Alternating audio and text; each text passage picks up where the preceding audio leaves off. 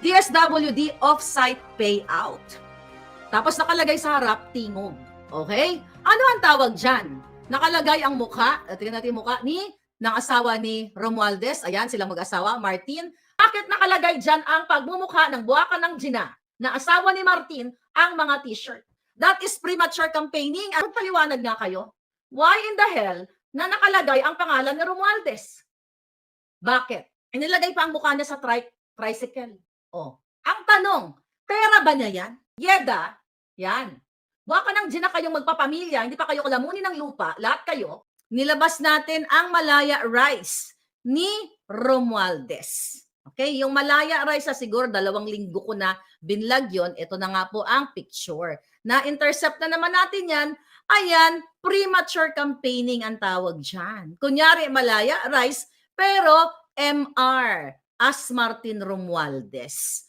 Okay? Tandaan ninyo, 2028 patatakbo si Romualdez sa kanyang dream job. But sa 2025 ay meron tayong midterm election na tatakbo din ang kanilang mga bataan dyan sa Congress. Okay? Midterm election. So, ulitin natin, baka hindi niya nagamitin yan kasi galit na galit sa dyan kung paano natin nakuha yung picture na yan na i-repackage ni Tambaloslos Romualdez ang mga bigas na hinuli daw nila doon sa mga smugglers na hoarders na sila din. So definitely papalitan na nila yung sako na yan. Kung talagang makapalang mukha niya, itutuloy niya yung sakong yan. At naalala ninyo na may darating, I'm not sure, natanong ko sa Puting Aso kung dumating na ba yung 5 barko na may mga dalang mga smuggled goods. At palalabasin nila na ito ay galing sa smuggler, pero sabi ko nga, sila rin. Kasi they are the smugglers. Okay? Okay. Punta na tayo sa Tingog party list at sa mayor ng Quezon City. Nung namigay po sila nitong cash aid na ito, pakita natin yung video, may nag-send sa atin. Ngayon, 1 taon ka na. Okay, tagyan nyo yan, Tingog. I-ano muna natin, pause natin. DSWD off-site payout. Tapos nakalagay sa harap, tingog. Okay? Ano ang tawag dyan? Nakalagay ang mukha, tingnan natin yung mukha ng asawa ni Romualdez. Ayan, silang mag-asawa, Martin. At itong kongresista ng, I think that's the congressman, yung, tingnan natin yung kanyang pangalan dito. Bago natin ayan. I think that is Congressman. Okay, ang kanyang pangalan ay okay. Alright. Si Representative 4th District, Quezon City 4th District, Representative Brillo. Okay? So ngayon, yan, nakita niyo yung mukha, di ba? Okay, pakinggan natin ang sinasabi nito.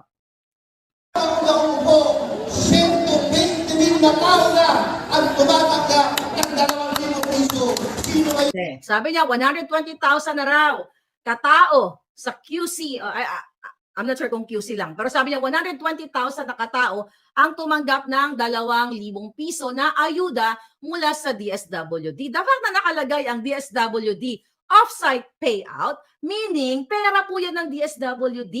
Hindi pera ni Romualdez, hindi pera ng asawa niya, hindi nila pera mga buwakang Genemes sila. Okay, pakinggan natin. Nakakalungkot ng isipin na panahon ng pandemya, nag-lockdown tayo lahat, ama. Wala kayong trabaho, wala kayong pagkakakita, wala tayong lahat na pera. Pero ang tanong ko, bakit si Mayor Joy Belmonte na ang naramdaman natin tumulong? Okay, so siyempre papalakasan sila. Ang sabi niya, nung pandemic daw, si Belmonte lang daw ang tumulong. So walang nagawa yung Duterte. So sila lang yung tumulong, di ba? Somehow, may sinisira silang tao dito sa distrito ng QC. Pakinggan natin. Si Mayor Joy, tinulong ko sa pagtulong sa atin. Ang daming grocery, linggo-linggo, binibigay na tayo. Ang tanong ko, nasaan ang ayuda ng congressman? Asaan ang ayuda ng congressman? I think si Mike Defensor ang pinatatamaan siguro at iba pang mga kongresista, sila, mga tag-QC. But anyway, sinasabi nitong, I think that's Rillo, na ang nagbigay lang, galing lang ang ayuda kay Belmonte. Hindi nila nililiwanag sa tao na hindi pera ni Belmonte ang ipinamibigay nila. Dapat ang pera ay galing sa Quezon City government. Kasi hindi naman nila pera niyan eh. But anyway, that's the intention.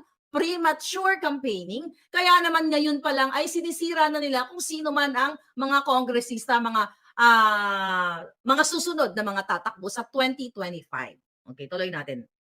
Hindi po tayo naninira. Nagtatanong lang tayo. Bakit? Sa Hindi daw sila naninira pero nagtatanong lang, di ba? Obviously, naninira. panahon ko, isang taon pa lang ako. Bawal daw. Halos lahat ng Okay, bawal daw, narinig niyo. So, naputol yung video kasi pinagbawalan yung kumukuha. tao. Tak. Okay, so naputol. Alright. So, anong ibig sabihin yan, mga kababayan? Ulitin ko, that is premature campaigning. Alright? Nandyan yung mga mukha nila. So, tinignan ko yung kanilang Facebook page nitong Tingog Party List na ito. Tignan natin yung picture. Alright? Meron pa ako mga nakuwang picture na mas maliwanag. Okay. Kung napapansin ninyo, hindi ko alam kung sa QC ito, pero sige, let's say sa ibang lugar, pinabigyan nila ang mga tao na nagugutom ng t-shirt na may mukha ng Romualdez. Di ba?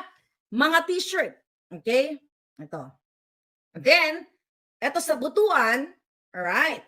So, ito butuan ito. Okay? Nangangampanya na sila. Alright? Mga palangga, nangangampanya na sila, namimigay sila ng mga ayuda na supposedly from DSWD.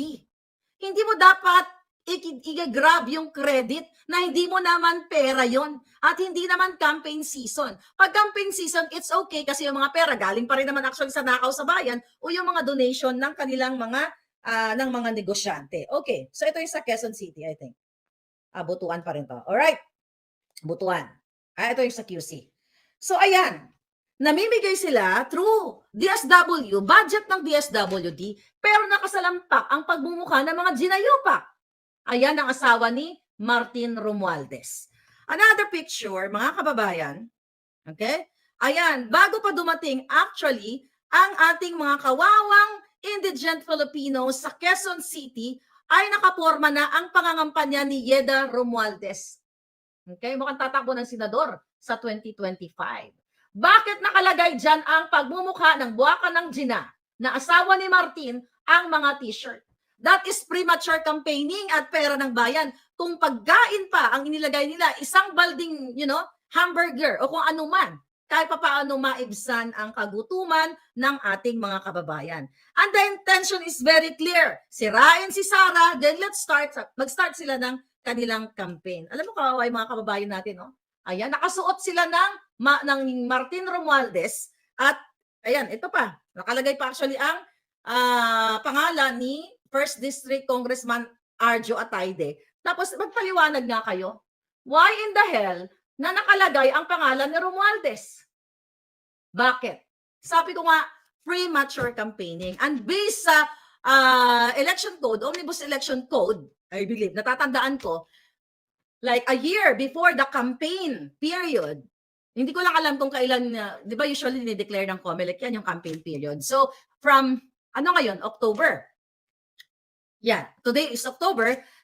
Next year, 2024, is gonna be 1 year. So, November, December, January, February, March, April, May. So, 1 year and 7 months, di ba, mag-i-election na ng midterm election. So, hindi ko alam kung kailan hinahanap ko palang naghanap ko ng article kung kailan ba usually dinideclare ang campaign period. So, kung i-declare or i-announce rather ng COMELEC ang campaign period next year, October, so definitely this is what you call premature campaigning, ang ginagawa nila at the expense of people's money. Alright? Imagine nyo, yaan sila lampak ang pagmumuka sa mga taong bayan, sinusubo nila. Ang mga tao, hindi naman dyan pumunta, hindi yan lahat maka-Romualdez. So it's like pinilit nila na magsuot ng mga t-shirts na ito na wala ka ng choice. Dahil mahirap ka, nag-aantay ka lang, nabigyan ka ng bigas, so wala kang choice kundi isuot yung buwaka ng Ginemes na pagmumukhang yan. Nakita niyo mga kababayan? So yan ay may, dapat may kaukulang parusa yan. Kasi nga, mga kababayan, ito pa, namigay ng DSW pa rin din, okay? Inilagay pa ang mukha niya sa tricycle. Ang tanong, pera ba niya yan? Kung pera mo yan, okay lang. Kung personal money mo, Yeda, yan. Baka nang dyan na kayong magpapamilya, hindi pa kayo kalamunin ng lupa, lahat kayo.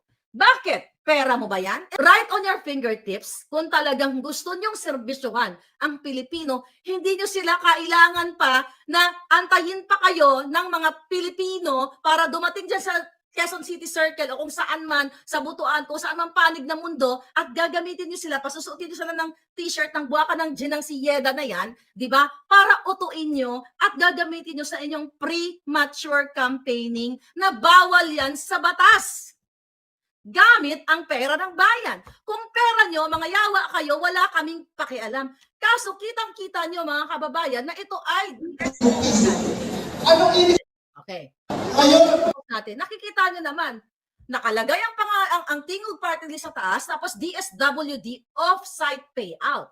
Kahit elementarya, yung mga bata nakababasa lang, kaumpisa lang magbasa, definitely mga kababayan, alam nila na ang pera is galing sa DSWD. Saan galing ang pera ng DSWD? Eh di sa taxpayers' money. Eh bakit nakalagay ang pagmumukha ng mga walang iya? Di ba? Bakit nakalagay? Pera ba nila yan? Campaign season na ba? So, ito na nga yung ginagawa nila. Niloloko nila, doble-doble ang panloloko nila sa Pilipino. Siyempre, kung ikaw ay kulang sa kaalaman at hindi ka makapag-isip ng tama dahil nagugutom ka, wala kang choice kundi isuot yung mga t-shirt ng mga hinayupak, gamit pa rin ang pera ng bayan. Sabi ko, magkano ang cost ng t-shirt na yan? Bakit hindi na lang inayuda na lang ng bonggang-bongga? Bakit may pa-t-shirt? At kung magbibigay ka ng damit, bakit isa lang? Ibibigyan nyo na naka-impake damit?